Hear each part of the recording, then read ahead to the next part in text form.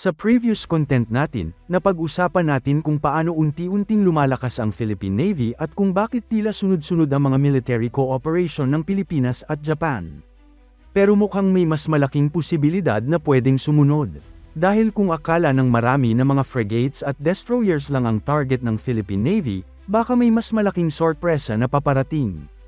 Paano kung ang susunod na target ng Philippine Navy ay hindi warship na may malalakas na missile, kundi isang higanteng tanker ship ng Japan? At ang mas nakakagulat pa, eksaktong panahon nito kung kailan nagsisimula ng mag-isip ang Japan na palitan ang kanilang mga lumang replenishment ships. Nagkataon lang ba ito? O baka naman may mas malalim na plano sa likod nito?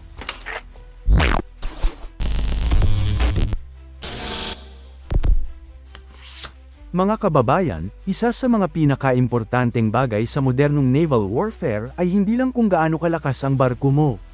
Hindi rin sapat na marami kang missile, radar, o advanced weapons. Dahil sa totoong operasyon, ang tanong lagi ay hanggang saan ka makakapag-operate at gaano katagal ka mananatili sa dagat. Isipin ninyo ito, kahit gaano kaganda ang isang frigate o corvette, kung kailangan naman itong bumalik agad sa port para mag-refuel o mag-resupply, limitado pa rin ang kakayahan nito. Parang sasakyan na malakas ang makina pero maliit ang tangke ng gasolina. Hindi mo rin masusulit, at dito pumapasok ang kahalagahan ng replenishment ship o tanker ship. Ang pangunahing trabaho ng mga barkong ito ay magsilbing floating gas station at supply center habang nasa dagat ang naval fleet. Hindi na kailangan pang bumalik sa base ng mga barko para mag-refuel dahil maaari itong gawin habang nasa operasyon. Sa kaso ng Japan, mayroon silang 3 Tawada-class fast combat support ships. Ito ang AOE 422 Tawada, AOE 423 Tekiwa, at AOE 424 Hamana. Ginawa ang mga barkong ito noong huling bahagi ng dekada 1980 ngunit nananatili pa ring aktibo sa Japanese Maritime Self-Defense Force hanggang ngayong 2026. Hindi simpleng oil tanker ang mga ito. Ang Tawada class ay kayang magsagawa ng at-sea refueling, cargo transfer, at may limitadong helicopter support capability. Ibig sabihin, hindi lang gasolina ang dala nito. Maaari rin itong magdala ng supplies, pagkain, kagamitan, at iba pang mahahalagang pangangailangan ng naval fleet. At dito nagsisimulang maging interesante ang usapan. Ayon sa mga ulat, plano ng Japan na gumawa ng bagong replenishment ships na papalit sa Tawada class. Ang unang successor ng JS Tawada ay bahagi ng plano ng Japan na magkaroon ng hanggang 5 bagong replenishment vessels sa kalagitnaan ng 2030s. Kung mangyayari yon, ibig sabihin unti-unting magsisimulang magretiro ang mga lumang Tawada class pagdating ng early hanggang mid-2030s. At dito nagsimulang umingay ang usapan online.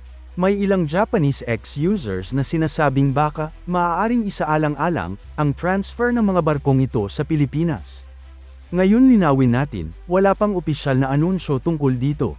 Walang formal na usapan sa ngayon at walang kumpirmadong programa. Pero kung susuriin natin ang sitwasyon, hindi naman imposibleng mangyari ito.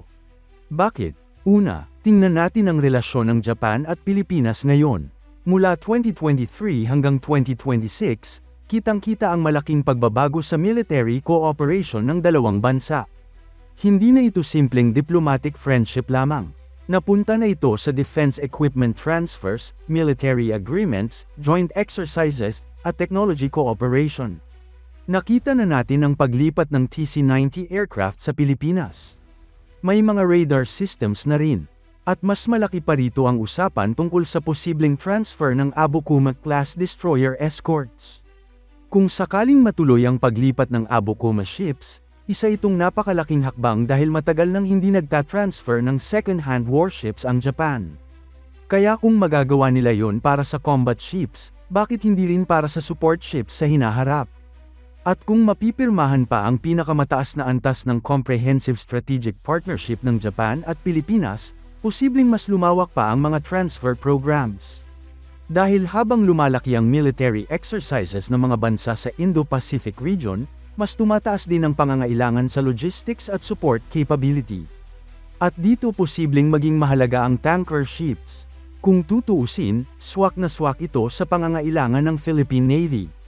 Sa kasalukuyan, unti-unting lumalaki ang fleet ng Pilipinas. May Jose Rizal class frigates. May offshore patrol vessels. May paparating pang mga bagong barko sa ilalim ng modernization programs. Pero habang nadadagdagan ang mga barko, nadadagdagan din ang problema sa logistics. Kapag mas marami kang barko, mas kailangan mo ng support vessels. Lalo na kung gusto mong magkaroon ng mas mahabang operasyon sa West Philippine Sea. Hindi rin sikreto na limitado pa rin ang naval infrastructure ng Pilipinas sa ilang lugar. Hindi lahat ng area ay may malalaking port facilities. Kung may replenishment ship ang Philippine Navy, mas magiging flexible ang operasyon. Hindi agad kailangang bumalik ng fleet sa base. Mas hahaba ang patrol operations. Mas mabilis ang response sa emergency situations. At hindi lang military ang benepisyo nito. Mahalaga rin ito sa humanitarian assistance at disaster response. Kapag may malakas na bagyo, lindol, o anumang kalamidad, pwedeng magsilbing mobile support center ang mga barkong ito. Maaari silang magdala ng relief goods, tubig, medical supplies, at maging temporary helicopter support platform. Kaya dual purpose talaga ang gamit nito. Pero syempre, hindi lahat magandang balita. May mga seryosong hamon din. Una ay maintenance. Ang Tawada class ay mga barkong ginawa pa noong late 1980s.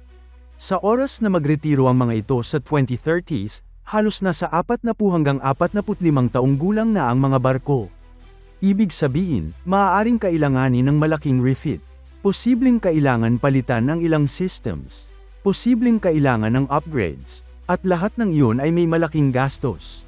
Pangalawa, training. Hindi basta-basta pinapatakbo ang replenishment ships. Kailangan ng specialized crew training. Kailangan ng bagong operational procedures. At kailangan din ng logistics support system. Pangatlo ay budget. Bagamat tumataas ang defense spending ng Pilipinas, marami pa ring prioridad. May mga missile systems, may mga bagong patrol vessels, may mga submarines na pinag-uusapan, may air defense projects pa, kaya maaaring hindi agad mauna ang tanker acquisition. At pang-apat, may ibang alternatibo. Hindi naman Japan lang ang pwedeng pagkunan ng replenishment ships. Posibleng magkaroon ng alok mula sa South Korea, posibleng mula sa Amerika, o kaya naman ay magpagawa ng panibagong barko sa hinaharap. Kaya sa ngayon, masasabi nating nasa moderate to low pa ang posibilidad sa loob ng susunod na 2 hanggang 5 taon. Pero pagdating ng dekada 2030, ibang usapan na yun. Dahil kung magpapatuloy ang paglakas ng Philippine Navy, hindi na sapat ang puro combat ships lamang. Darating ang panahon na magiging kasing halaga ng missiles at radar ang logistics capability. Dahil sa modern naval operations, hindi lang lakas ng putok ang sukatan ng kapangyarihan. Minsan, ang tunay na nagpapalakas sa fleet ay ang barkong hindi napapansin. Yung barkong walang pinakamalalaking missile.